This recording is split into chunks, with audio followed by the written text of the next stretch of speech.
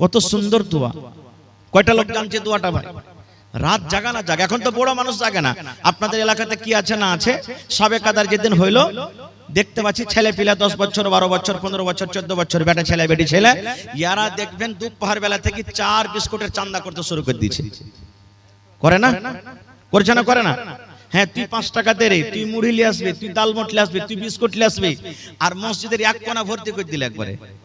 আর রাত কি জাগবে, হা হু করবে, আর দিনে রাইতে খালি 10 বার করে চা বানাবে, চাটা খাইতে খাইতে খাইতে খাইতে খাইতে সব রাত শেষ হয়ে গেল। রাত শেষ হয়ে গেল। এটা নিয়ম নয়, রাত জাগার এটা নিয়ম নয়। কিভাবে রাত জাগতে হবে যদি আমি সময় পেত পরে বলছি। এবারে আপনি ইফতার করতে বসলেন, কি দিয়ে ইফতার করবেন? আল্লাহ রাসূল বলেছেন, ইফতার তুমি করতে বসেছো রে বান্দা, তোমার সামনে ভাত রাখা আছে, রুটি রাখা আছে, ঘুগনি রাখা আছে, মুড়ি রাখা আছে, জিলাপি রাখা আছে, কচুরি রাখা আছে, শরবত রাখা আছে, বিভিন্ন রকমের জিনিস আছে। আল্লাহ রাসূল বলেছেন, তুমি সর্বপ্রথম তুমি যখন বিসমিল্লাহ বলে মুখে খাজুর দিয়ে ইফতার করো, কি দিবে?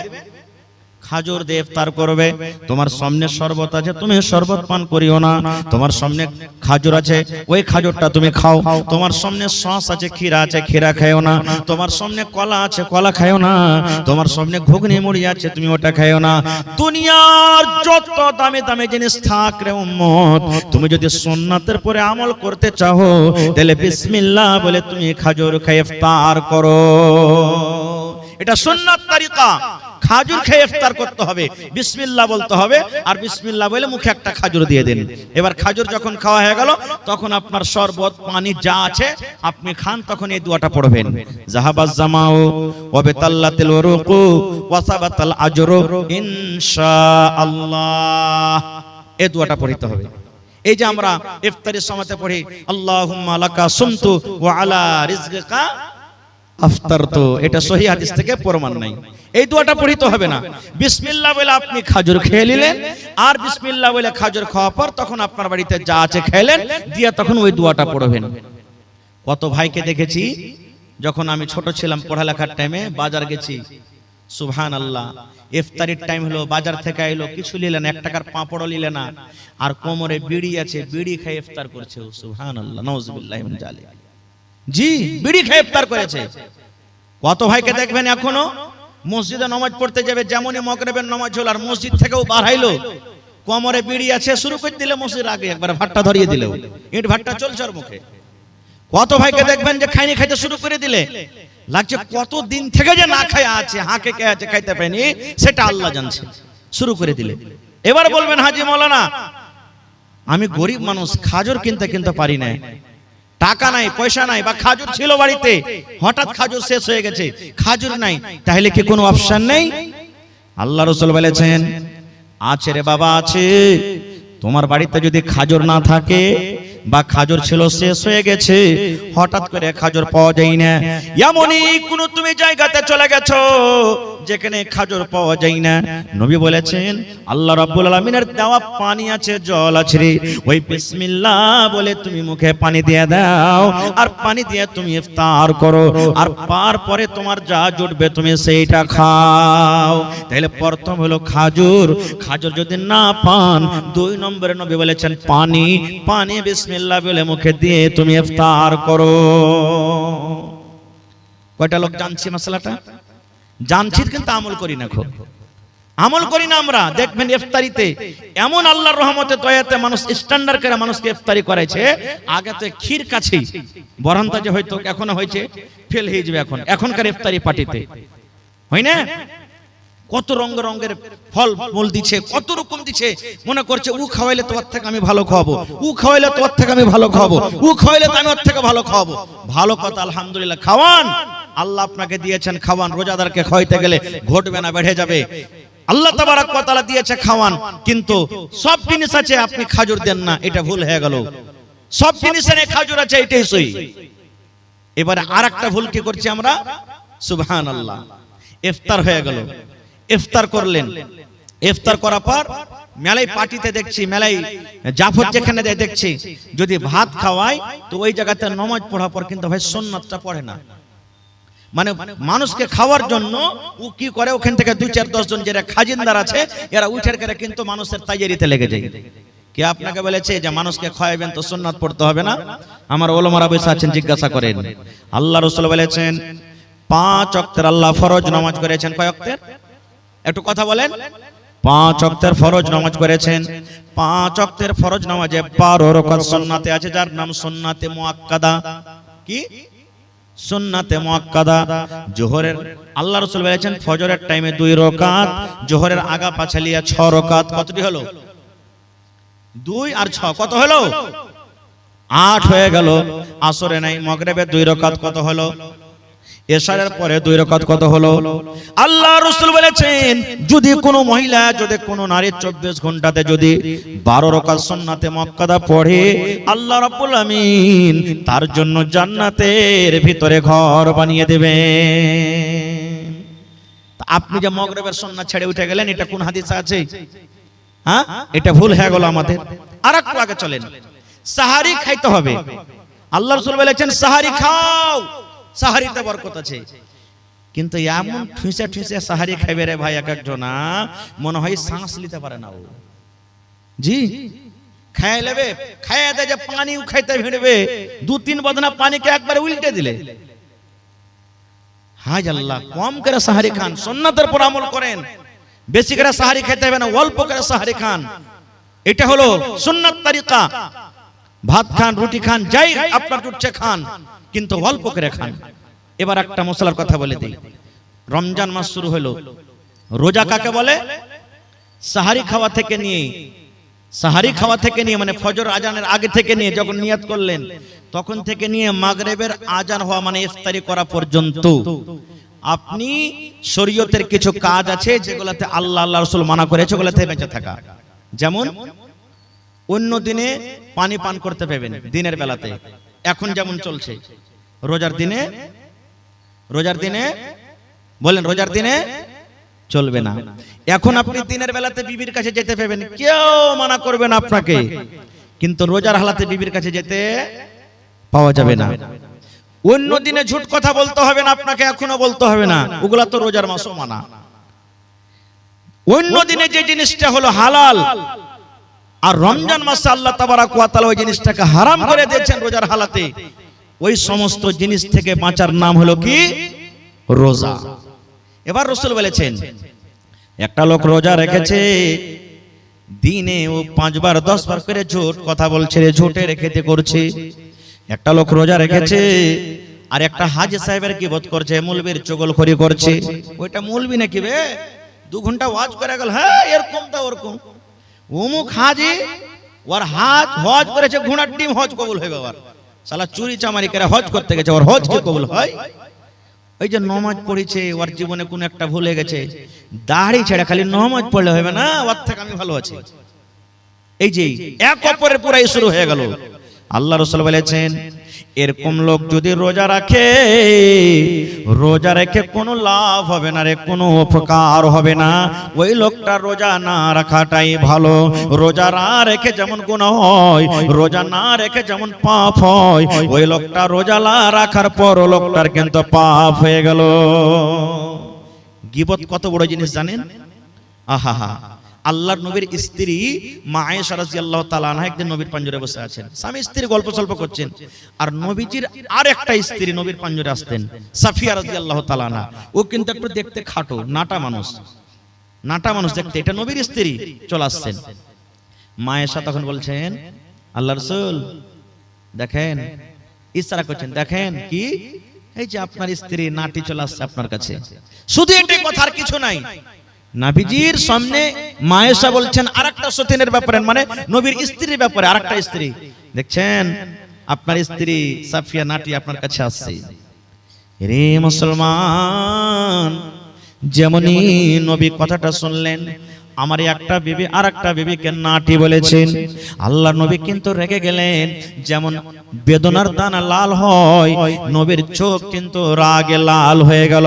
আল্লাহ নবী বললেন, আয়েশা রে, তুমি একটা লোককে নাটি কিংবা বাটি বলেছো রে আয়েশা। নাটি হলো আল্লাহর তৈরি, বাটি হলো আল্লাহর তৈরি। যারা ধলো ওরাও আল্লাহর তৈরি, যারা কালো ওরাও আল্লাহর তৈরি। আয়েশা, তুমি একটা নাটা এবং বাটা বলেছো, এই কথাটা এমন খারাপ রে আয়েশা, এই কথাটা এমন নোংরা, এই কথাটা এমন খারাপ। এই কথাটা ধরে যদি একটা সমুদ্রে পুকুরে ছেড়ে দেওয়া হয়, এই আল্লাহর কাছে এই কথাটা এমন খারাপ। এই কথাটা ধরে সমুদ্রে যদি ছেড়ে দেওয়া হয়, গোটা সমুদ্রের পানি নোংরা হয়ে যাবে, দুর্গন্ধ হয়ে যাবে। সমুদ্রের পানি কিন্তু পান করা যাবে না। এত খারাপ শুধু নাটা এবং বাটা কথাটা বলাতে। আর আমি আপনি যে রাত দিন এক অপরে গীবত চুগলখড়ি করছি, তাহলে বলেন আমার আপনার আমলটা কোথায় যাবে? তাই রাসূল বলছেন, একটা লোক রোজা রেখেছে আর রোজা রাখা পরে এই সমস্ত জিনিস থেকে বাঁচলো না, নবী বলছেন ওই লোকটার রোজা রাখা কিংবা না রাখা বরাবর হয়ে গেল। ও রাখাও না নেকি পাবে, এমন রেখে নেকি পাবে না, তেমনও তার নেকি হবে না। এই জন্য এই সমস্ত জিনিস থেকে কি করতে হবে? আমাদেরকে বাঁচতে হবে। আর একটু আগে চলেন, রমজান মাসের ফজিলত কি? শর্টে কথা বলছি ভাই, একবারে খুব মুখতাসার ভাবে আমি আপনাদের সামনে কথা বলবো। আল্লাহ রাসূল বলেছেন, যখন রমজান মাসের যখন চাঁদটা উঠে যায়, এটা শাবান মাস চলছে, যখন রমজান মাসের চাঁদ দেখবেন পশ্চিম দিকে উঠে গেছে, আল্লাহর নবী বলেছেন আল্লাহ রাব্বুল আলামিন ফেরেশতাকে ডাকতে বলবেন, ফেরেশতারে 11 মাস জাহান্নামের দুয়ার বন্ধ থাকলো রে ফেরেশতা, এখন আমার রহমতের মাস চালু হয়ে গেল, তোমরা যাও যাও আর সমস্ত জাহান্নামের দুয়ারকে তোমরা বন্ধ করে দাও। কেন? আমার দয়ার মাসে, রহমতের মাসে আমার গজবের মাস খোলা থাকবে না। যাও তুমি আমার গজবের মাস জাহান্নামের দুয়ারকে বন্ধ করে দাও। আল্লাহ রাব্বুল আলামিন আবার বলবেন, ফেরেশতারে 11 মাস জান্নাতের দুয়ারকে আমি বন্ধ করে রেখেছিলাম, যা রে ফেরেশতা যা, এই দয়ার মাসে, এই রহমতের মাসে তোমরা যাও আর আমার 1 মাসের জন্য সমস্ত জান্নাতের দুয়ারকে তোমরা খুলে দাও। তাহলে জাহান্নামের দুয়ার বন্ধ, জান্নাতের দুয়ার খোলা। আর কি হয়? আল্লাহ রাসূল বলেছেন, যত বড় বড় শয়তান জিন আছে, সার্কাস জিন আছে, যত বড় বড় খাবিস জিন আছে, আল্লাহ ফেরেশতাকে বলেন, ফেরেশতারে আমার ইমানদার বান্দা বান্দিরা মাসটাতে রোজা রাখবে, এই মাসটাতে আমাকে ডাকবে, এই মাসে জিকির আজকার করবে, যা যা আমার ইমানদার বান্দা বান্দিরাকে যেন ভটকিয়ে না দেয়, তারাকে রাস্তা থেকে হটিয়ে না দেয়, তারাকে আমার ইনকার না করিয়ে দেয়, আমার গুনাহগার পাপী বান্দা বান্দি না বানিয়ে দেয়। এই জন্য যা যা যা আর ওই রমজান মাসে 1 মাস পর্যন্ত ওই বড় বড় শয়তান সার্কাস জিনকে তোমরা মোটা মোটা জিঞ্জির দিয়ে তোমরা বেঁধে দাও। যাও জিঞ্জির দিয়ে তোমরা বেঁধে দাও। এবার বলবেন, হাজি মাওলানা শয়তানকে যখন জিঞ্জির দিয়ে বাঁধা হচ্ছে, তো ফির মেলায় লোক রোজা করে না, এটা ফির কেমন? প্রশ্ন জাগে না ভাই? মেলায় লোক আছে রোজা করে না, তো এরা কে ভাঙতেছে? কোন শয়তান আছে এর কাছে?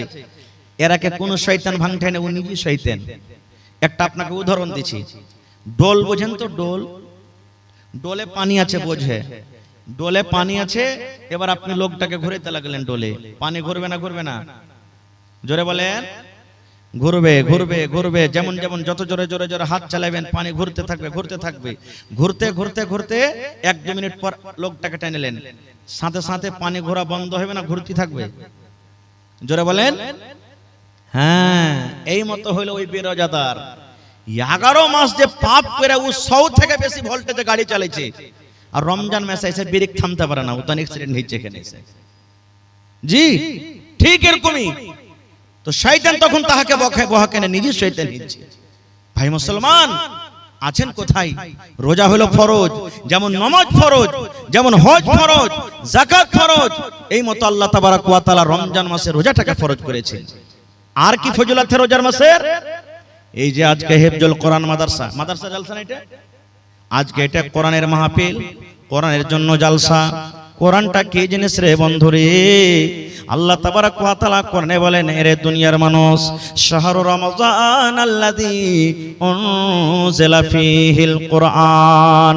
কোরআন একটা এমন কিতাব, কোরআন এমন একটা বই, আল্লাহ নিজে বলেন, বান্দারে 12 মাসে 1 বছর হয়, আমি আল্লাহ রাব্বুল আমিন এই রোজার মাসটাকে এত ভালোবাসি, এই রমজান মাসটাকে আমি আল্লাহ এত ভালোবাসি, আমি এই পাক পবিত্র কিতাব, আমি এই পাক পবিত্র রমজানুল মুবারাকের মাসে আমি আল্লাহ নাজিল করে দিয়েছি।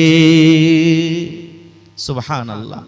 কত বড় এই রোজার মাসটা হলো, কত বড় পাক পবিত্র মাস যে আল্লাহ তাবারাক ওয়া তাআলা গোটা পৃথিবীর মধ্যে সবথেকে অতি উত্তম কিতাব কোরআন আল্লাহ তাআলা এই রোজার মাসে নাজিল করেছেন। কিতাবটা কি জানেন? কোরআন কাকে বলে? এখানে মনে হয় হিফজুল কোরআন চলছে। আল্লাহ রাসূল বলেছেন কোরআন কি জিনিস, কোরআন কাকে বলে? কোরআন আল্লাহর কিতাব। আমাদের বিশ্বাস আছে না নাই? জোরে বলেন, বিশ্বাস আছে? কোরআনের 1 নম্বর সূরা সূরাতুল ফাতিহা, আমি ওদিকে যাব না। 2 নম্বর সূরার নাম হলো সূরাতুল বাকারা। আল্লাহ রাব্বুল আলামিন কোরআনের পরিচয় দিতে গিয়ে আল্লাহ সূরাতুল বাকারার প্রথম আয়াতে আল্লাহ তাবারাক ওয়া তাআলা বলেন, আলিফ লাম মিম যালিকাল কিতাবু লা রাইবা ফীহি হুদাল লিল মুত্তাকিন। আল্লাহ বলেন, দুনিয়ার মানুষ রে, কোরআন একটা এমন বই, কোরআন এমন একটা কিতাব, কোরআন এমন একটা পুস্তক, যে কিতাবটা আল্লাহর কিতাব হইতে কোন রকমের শক নয়, যে কিতাবটা আল্লাহর হইতে কোন রকমের সন্দেহ নয়। কারণ যারা শক করে ওরা কোনোদিন মুসলমান হইতে পারে না, আর যারা মুসলমান হবে তারা কোনোদিন শক করবে না। আল্লাহ বলেন কোরআন এমন একটা কিতাব, এমন বই, কোরআনে কোন রকমের শক নাই, সন্দেহ নাই। তারপরে আল্লাহ বলেন হুদাল লিল মুত্তাকিন, কোরআন যারা পড়বে তারাই মুত্তাকি হয়ে যাবে। মুত্তাকিদের জন্য হেদায়েত, কোরআন যত পড়বেন হেদায়েত পেয়ে যাবেন। কোরআন যত পড়বেন আপনি দামি মানুষ হয়ে যাবেন। কোরআন যত পড়বেন, কোরআন যত পড়বেন আপনার ভিতরে জ্ঞান আসবে, আল্লাহ রাব্বুল আমিনের প্রিয় ভালোবাসা আপনি বান্দা হয়ে যাবেন।